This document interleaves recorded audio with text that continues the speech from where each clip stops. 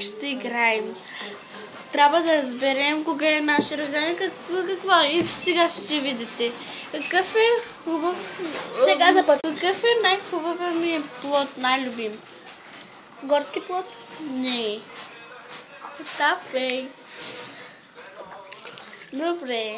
Сега си ти. И аз щях да ти пита така, започвам. Какъв е мой най-любима телефон? Какъв е мой най-любим телефон? Айфон. Да. Добре. Кога е рождения ми ден? На 5 октомври. Не. Потапей. А сега, давай. Така. Какъв е мой най-любим плод? Ягода.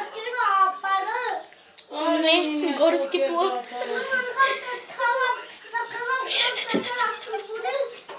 Добре.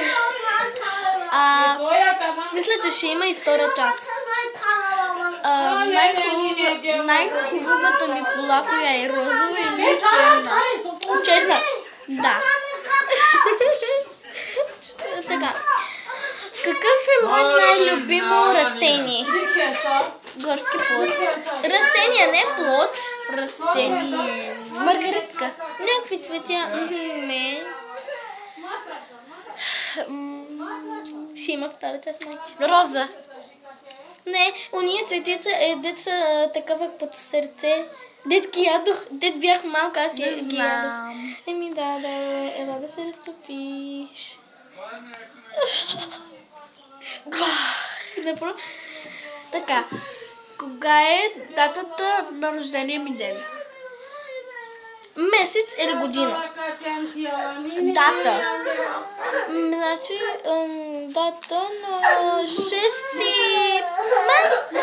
Не. Какъв подел е мора? Добре. Да. Какво беше това? Кога е? На 9. Ще има и втора част, приятели. Няма да не стигне времето. Добре, довиждане. Абонирайте се за канала и на тази.